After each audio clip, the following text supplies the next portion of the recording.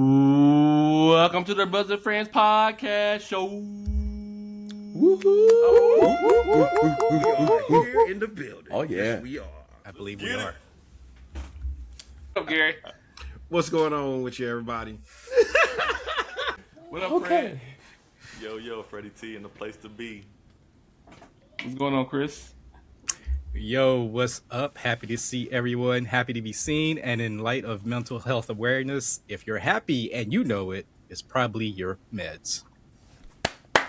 I thought he was going to say clap your hands. Yeah. Okay. I'll wait. Wow. What's going on, Greg? What's up, everybody? Hopefully everyone is well. Peace and blessings. Yes, this is a very, very special episode today since this is the last week of mental health awareness. We have two special guests joining us today. Fred, who we got with us today? Yes, we have two very close friends of mine. We have Brandon and Carmita Brown, who are joining us on the podcast today as we speak mental health and trying to, make it, normalize it as much as we can during a time where it's needed. Like, people need to know that it's okay, that you're going through struggles. So I'm gonna read through their bio, and we're gonna jump in with some questions, and we're gonna kind of get some enlightenment from the experts. So we have Brandon C. Brown, credentials MSW, LISW, is a native of Cincinnati, Ohio, and a proud alumni of Northern Kentucky University. He has been practicing as a clinician since 2021. His wife, Carmita Brown, MA, LLPC, obtained her Master's of Arts degree in counseling from Ashland Theological Seminary, and she has been working in the field since 2018. The Browns are very passionate advocates dedicated to addressing mental health and issues within our community. In 2024, they founded Stepping Stones Enrichment Service, LLC, a mental health and life coaching practice committed to empowering individuals, couples, and families ages 10 and up. Rooted in the belief that every challenge can become a catalyst for growth, they offer compassionate, client-centered care designed to promote emotional wellness, resilience, and lasting change. At Stepping Stones, they specialize in helping clients navigate life's obstacles, whether it's managing depression and anxiety, improving relationships, or discovering purpose and direction. Through a blend of evidence-based therapy and personalized coaching, the team walks alongside clients as they transform stumbling blocks into stepping stones. Their tagline, "Working Together to Turn Stumbling Blocks into Stepping Stones," captured their collaborative and hopeful approach. They are honored to support their clients on their journey towards greater clarity, confidence, and emotional well-being. Everyone, I'd like to welcome our guests, Brandon Brown and Carmita Brown. Woo! Welcome. Thanks for having us. Black, Yes, that's thank you Black for having excellence. us. Got all Right. those letters behind y'all names. It's got the Credit. alphabets. And there's Alphabet crew. Man, Yes. man, More to come. man.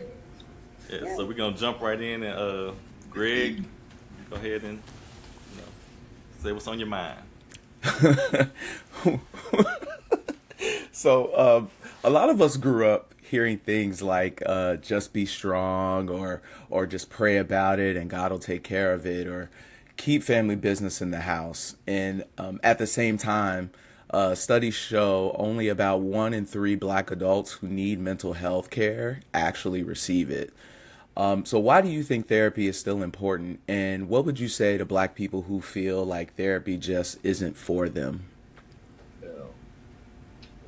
Yeah, go ahead. All three of those phrases that you just referenced, we like to we like to kind of take the air out of those phrases because being strong, pushing it away, and or keeping family business in the house, those are ways in which we stay in bondage, to put it simply, right? So I would say working with the diverse group of people that we do, it's like, there's people that again have heard iterations of those three phrases. So what we like to do is kind of do like a bottoms up approach.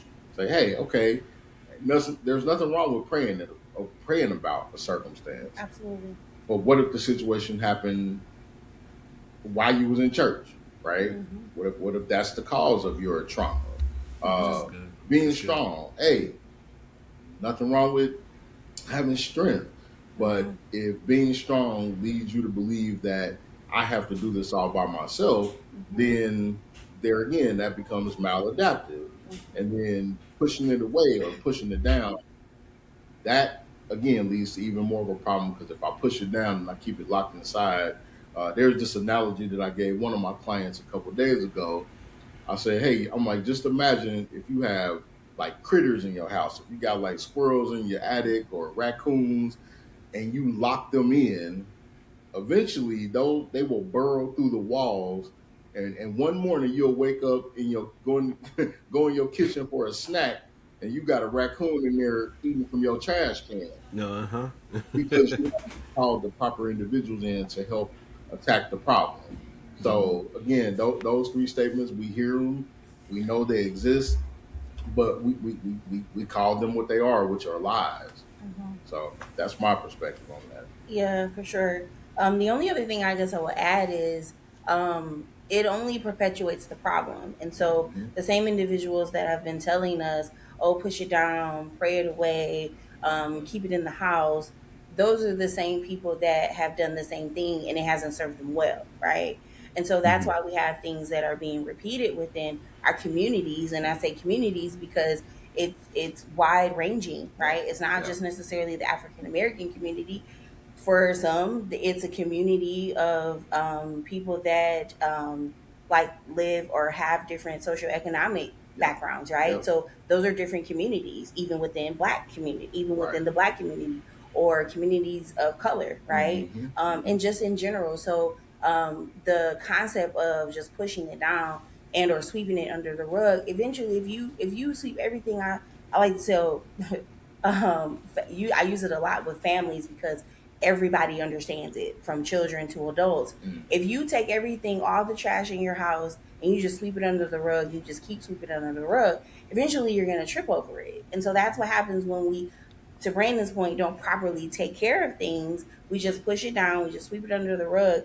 Eventually we trip over it. Eventually it causes us pain, right? Yep. If we fall too hard, if it's too big and we fall too hard over that mountain of trash, it could cause some type of serious injury. Right. And so that's what happens when we ignore things or we push it down.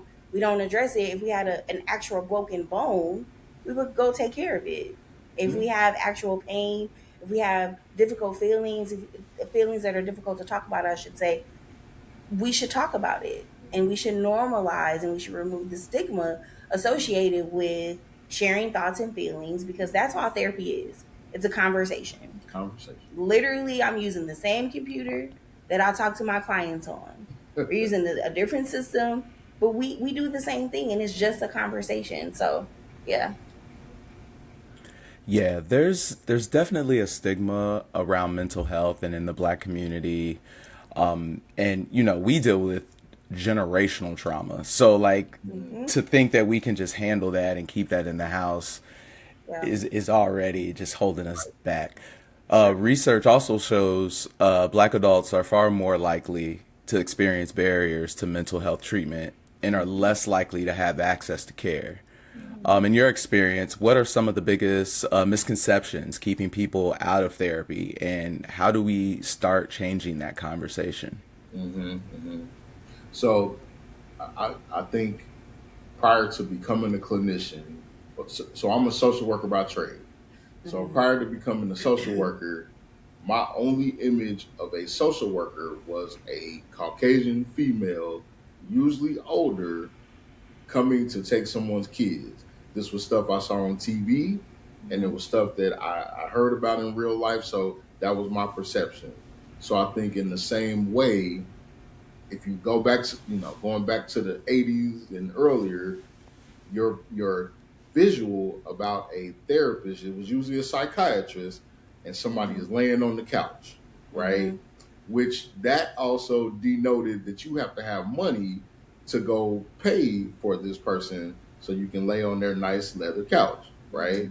So I think a lot of people still hold on to that imagery, and they're like, "Well, I can't afford it." Well, there's community mental health agencies, and then there's also private practices that take Medicaid. A lot of individuals that are, under a certain income bracket, they receive Medicaid, so you can get services. Mhm. Um, then there's also, well, therapy is for white people, right? There's that whole concept. Because Mhm. again, we grow up seeing all those images where it's like, yeah, you got this white mother taking her son or daughter who's on drugs or sleeping around, taking them to this person that's gonna lay them out on this couch. Mhm. Just not what it is. So I think we fight against, as the black community, we fight against those stereotypical images. But then also, it's that C word. You crazy if you go to therapy, right? You crazy. Mhm. Yeah. Well, there are people that have diagnosed mental health illness. Mhm. There's your schizophrenics, your manic and or major depressive, um, Bipolar. bipolar, all those Mhm. good things. Those things are, Sure. they do exist. Right. But also, there's change of life. I lost a loved one, and I'm Mhm. I'm having a problem processing through the grief. Uh, Mhm. I'm an empty nester now. My kids then Mhm. grew up, went off to college. I Yep. don't know how to manage my life now. Mhm. Uh, I'm a single person. I was engaged. My fiance and I broke up, and I'm feeling Mhm. depressed because, man, I conceptualized the whole life with this person, and Mhm. now it's over with. Sure. These are all scenarios that are the perfect environment for a therapist to step in and walk through those issues with that person. So, For sure. So to Brandon's point, there are levels to the diagnosis that one can receive. There's mild, there's moderate, and then there's more severe. Wherever a person falls, there is help, right? yes, For some people, it means outpatient therapy, like coming to our office. For some people, it means actually being within a facility and yes, receiving services ongoing, being a part of group therapy within a facility, hospitalization, medication. There are a number of things. And then even for us, sometimes it looks like more than once a week. Sometimes it right, looks like weekly, bi-weekly, monthly as needed. We meet the client where they are. right. And so whether someone just needs to come in for a check-in or a tune-up, if you will, or a medication and needs to be hospitalized, there is support available. And as a community and or family and friends and loved ones, our goal should be to support them and Right, to normalize the opportunities for help. right, It's okay. I'm here. You're not alone in this. right. And two, I guess the point also that Brandon was making about differences within the field, it is becoming more popular. So we are, if you pay attention, we are starting to see people that look like us on in the positions of therapists and psychologists and whatnot. That, like I said, they look like us on TV and in Yeah. movies and whatnot. And we actually became more aware of something. I would say a couple years ago that there is a mental health crisis that is coming in 2030. It's projected. It is projected, Right. exactly. And so a various number of reasons why. But because of that, there are literally programs in high schools where they are highlighting different opportunities and employment options and what have you that are available for students that are considering what's next for me. You can go into the mental health field. You can become a social worker, a case manager, etc. Right? And so there is, I guess, opportunities that are becoming more common and helping to normalize the opportunities for service, and also helping people just understand, if it means, if you have insurance. Brandon didn't say this, but for some people they have insurance and they may have a copay. Okay, if you're willing to spend $50 on this or this, why not invest in yourself for your mental health? It's okay, right? And so being willing to sacrifice in some ways for yourself, it's beneficial. So hopefully we answer.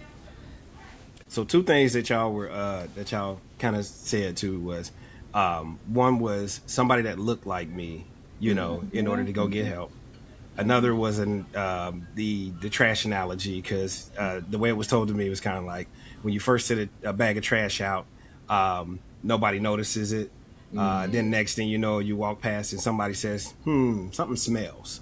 Then next thing you know, the next time somebody comes back and says something smells, and it's that trash. It's right there. Now you Yeah, can't yeah, hide it. And right, right. that's Yep. at the point where you finally start to go seek the help. Yep. So I was at a case too where, for men, where I would tell my wife, if my elbow hurt, that usually doesn't mean it's just started hurting. It usually means that it's about to fall off.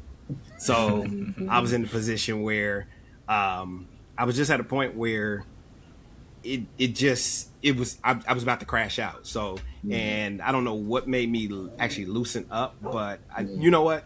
I think one of the things was I had a black doctor, and it was a female, Okay. Yeah. and she recommended somebody, and I trusted her versus Yes. like all of the Better Help commercials and things like that. Sure. So Yeah. therefore, that's Yeah. what kind of opened up the door to Yeah. look at it For as like sure. preventative care versus just For trauma care. sure. Right. For sure. Right. Absolutely. So I want to point out that you thank you for sharing that. There is something I feel like a lot of people don't know about, but first of all, one can just do a search, right? But also there is a website called Psychology Today. Yep. Highly recommended for several reasons. One, you can put in your zip code, you can put in what you're living with, what you're managing, what you're navigating, what you're struggling with, whatever word applies, right? You can put that in. You can put in depression, right? And you can actually look at profiles. So you can see what the person looks like. You can read their profile. You can see different details. And it's so helpful because Brandon, personally, I know for me, I have certainly benefited from it. But I would say Brandon actually has on his profile, he's wearing an X-Men t-shirt. And he looks personable. He looks like someone that would work well with someone's kid, right? No wonder he receives a lot of calls for people that are like, "Hey, I would like for my son to meet with you." And as a parent, they see the gray hair. They don't know that his office looks like a teenage boy's room, right? Because that's a part of who he is, right? And but it's effective. And so for him, he's comfortable in his own skin, he's comfortable in his space, and they come in and they feel welcome, they feel invited, they feel comfortable because they feel like they have something in common, right? So he may look like their dad or their grandfather in some cases, but we have something in common because I like Spider-Man. We have something in common because I like Pokemon or whatever else is in this room. Don't get me started on that tangent. But my point is that relatability and being able to go on that website is so helpful for people. Yeah. So highly recommend Right. if you're uncertain, maybe you don't have a doctor that looks like you and they can't recommend somebody. Go on Psychology Today. Yep. Take the initiative. It is a free search engine. Yep. You can totally do Yes. that. Yep. I can attest to that website. I use that website. I found my therapist on that website, and I am the type that I need to look at the person. I need to see Sure. those profile pictures because this is the person I'm about to unload all of my personal business to, right? So it needs to be a face that I can stare at and is going to give me the warmth that I'm looking for in therapy. Yeah. So like Exactly. that website is absolutely a game changer. Yep. That and therapy for Black girls, like Yep. Yeah. definitely recommend Absolutely. those sites. Absolutely. Yeah. Very great site as well. Yep. Yep. Brandon, did you see the I don't know if it's real, but it's a petition for Giancarlo Esposito to be Professor X. You know what? I heard a little bit about. I think I saw something in passing. I've been kind of out the loop with the news because been busy with so much other stuff. But man, that would actually not be a bad decision. I don't think that would be a bad decision. I think that'd be a good switch up. So yeah, yeah. Look, especially with the whole remix they doing. But yeah.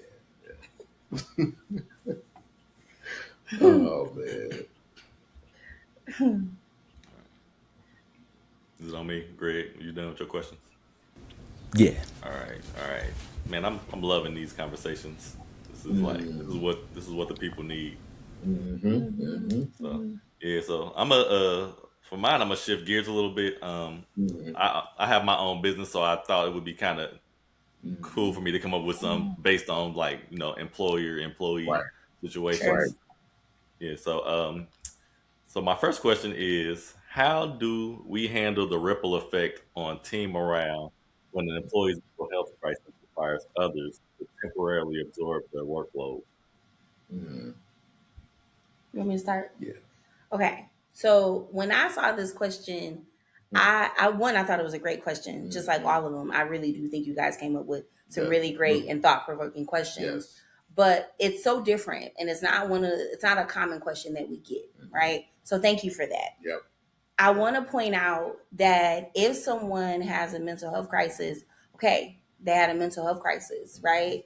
What would happen if someone was in a car accident and they needed to be out for physical therapy, occupational therapy, what have you? It's something that was unexpected and it just threw everything off. What if you had an employee that was expecting a child and that child is born premature 1 month earlier, right? So you were expecting them to be out, but then there's a significant shift where you have to figure it out a whole month early. What are we going to do, right?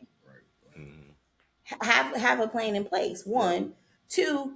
I have a lot of thoughts about this, but I would try to focus it. So I think it is helpful, one, to have things in place, preventative measures, right?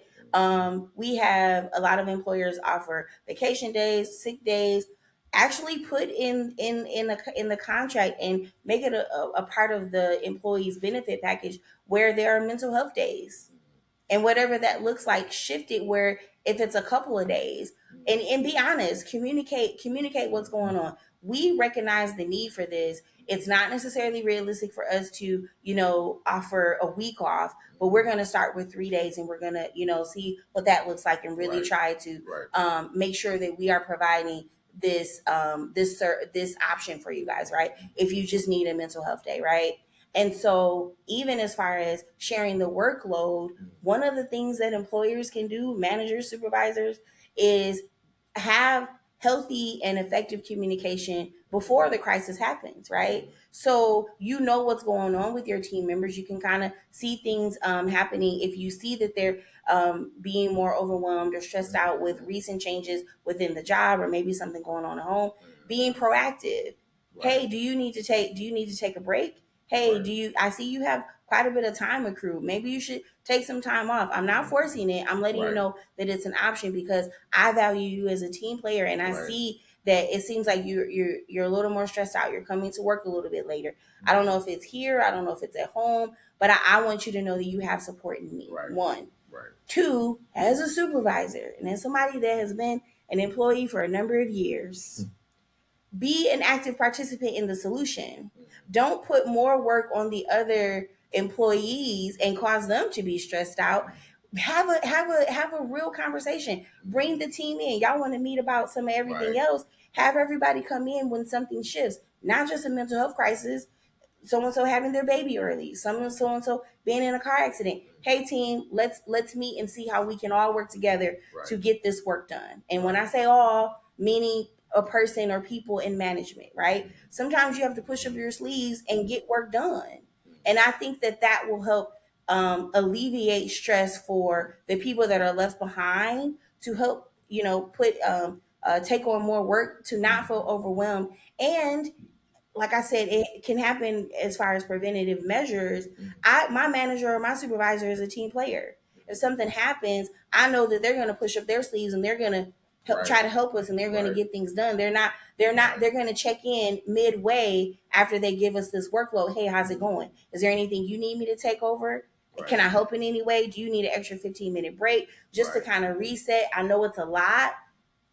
Having organic and transparent conversations is helpful no matter what the scenario is. Certainly it's grossly underutilized in the workspace. Sorry, I'm very passionate about this. No, and I think those are all good points. And I think I think also it just sets a tone. Yep. Because if everybody sees that one person Yep. is treated, Yes. fairly, quote unquote, then they'll notate like, Mhm. hey, if I have something going on, Yes. I know I can approach so and so, and they will most likely treat me with that same level of care and respect. Mhm. And it's kind of like, so it's kind of like word of mouth with anything else, right? Mhm. If we go to a restaurant that we like and we start telling everybody about it, pretty soon we're gonna start to get reports back like, man, hey, I went to check this spot out. Oh my God, it was great. Thanks for telling me. It's the same thing within the workplace. Like, man, you know what? Hey, oh yeah, okay, you're going through this. Well, last time when I was having this issue, I talked to Fred. Fred did this and said that, and Mhm. man, he was so helpful. Mhm. I ain't never leaving this job. No, that's true. So That's true. that's how you create a environment of longevity with your employees. Yeah. So And yeah. I can't tell you how many times I've felt it, and I know people that Mhm. have felt it, where they don't necessarily love the work. They don't even necessarily love the company. Yep. They love the people that they work with. Yep. And that is what causes them to be like, okay, let me push through. Let me make it happen. It's Monday, just got to make it through Friday. I know I'm going to have a good time at work. Yep. I have friends at work. Yep. I have coworkers I can talk to. I have a manager that is supportive. I have a manager that's not just gonna, push it away and just kind of like sweep things under the rug, Yeah. right? That we bring to them. I'm not just another number. I'm not just another number. I matter. Absolutely. Sure. Yeah, it's funny you bring that up because before I left to start my business, the company I was working for, I liked it a lot because of the people. Like I didn't care for the manager, or sometimes I didn't care for the work, but like it was hard for me to leave, and I struggled with leaving just because I did build that Yep. community. So Yes. even with my own business, like when I was able to financially do so, like I did obligate 1 month or 1 day every month, like we were taking off either for classes or like just a mental health day. Like it's just Good. a random day that I just pick. Like I set my calendar every year, and I just pick random days throughout the month, throughout the year. Like we're just gonna be off. Like because even as an employer, like you need those days too. So yeah, Exactly. it's good stuff. Exactly. Yeah. Yes. So how is your turnover? Do you have high turnover? Yeah, so like the staff I have now, I've had them for about 3 years. I haven't had any turnover for about 3 years. Mm-hmm. Yeah.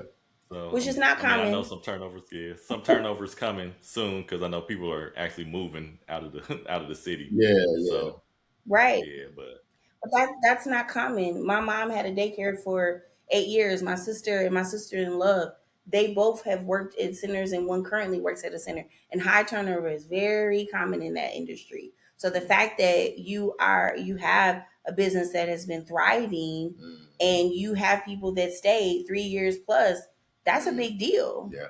That's a big deal. And so the way you make them feel and the way you treat them, it started well before you started implementing, just days off. Right. It's how you show up as an owner. Right. You show up as a team player. Right. It makes sense that you don't have high turnover. They feel valued. They feel appreciated. They don't feel like, oh, Fred doesn't get it. And mind you, you're there. Right. So you're not just a figurehead that is just kind of coming in and collecting the check and spot checking things or showing up when the state comes. Okay, sorry. Let me remember that this is a whole podcast. Go ahead. Right? It's just yeah, the reality. right. It's reality. It's some good stuff. Yeah. So my last question, looking at it on the employee side, what are early warning signs as an employee that they can, I guess, recognize that they may be becoming mentally overwhelmed? Mm-hmm. So I would say, like, as I was reading that question, the first thing that came to my mind is a lapse in consistency. So if it's a person that shows up on time, like clockwork, and then all of a sudden that dependability starts lapsing, then that's a good indication. Like, man, Sure. something externally is most likely going on. Or if there's a if there's a situation internally at the job, and that person is like, I don't, again, that consistency starts to lapse. It's like, okay, well, I'm noticing that this person is not presenting the same way. Mm-hmm. What might be going on? Mm-hmm. So communication, and that's something I'm sure we'll talk about a lot today. But communication is very, very essential. So yeah, For sure. And I think we kind of talked about it a little bit, but just a level of awareness and compassion, right? Mhm. If there is a level of camaraderie and high morale, Mhm. the group is gonna feel Mhm. when there is a change, right? Yes. You guys know, as people that host a podcast, if something's going on with one of you, y'all all kind of know it or feel it, right? When somebody logs on, there's like this initial, "Hey, what's going on?" Or in the group chat, they're not as chatty, or they're not as, I don't know, as open or what Right. have you. Right. And so early warning signs, to Brandon's point, is a shift in consistency. You know what I mean? And sometimes it just means having a conversation. Are you okay? Do you need to switch schedules? Right. Right? Right. Sometimes it's as simple as that. Well, go ahead. I'm sorry. That's okay. Or just or asking the person, hey, how are you doing and mean it? Right. How are Right. you doing and mean it? How are you doing and mean it? Like, Right. and allow them to say, well, you know what? I am having some struggles with the family or the kids or whomever. And that kind of opens up the opportunity for more conversation Sure. and strategy. So, Right. yeah.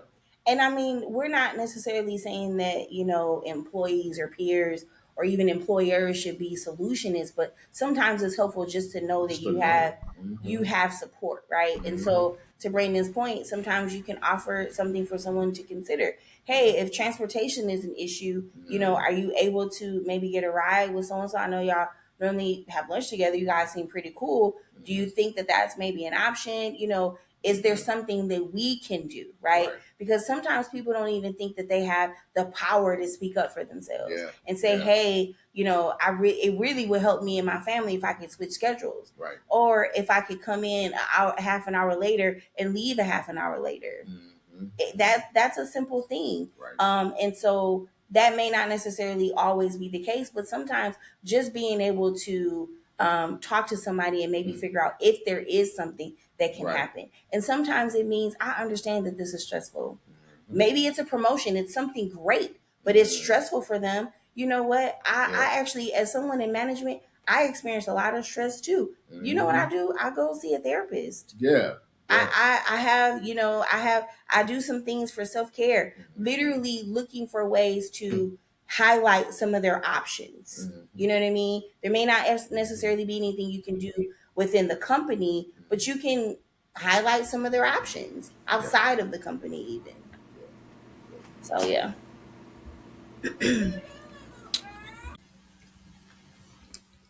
Thanks so much for listening to this week's episode. Please stay tuned for next week as we continue this amazing interview. Peace, y'all. Thank you so much for listening to the Brothers and Friends podcast. Do you want to chime in on this week's topic? Well, leave us a comment for us to discuss on a future episode. But in the meantime, please follow us on Spotify, YouTube, and Apple Podcasts. Peace.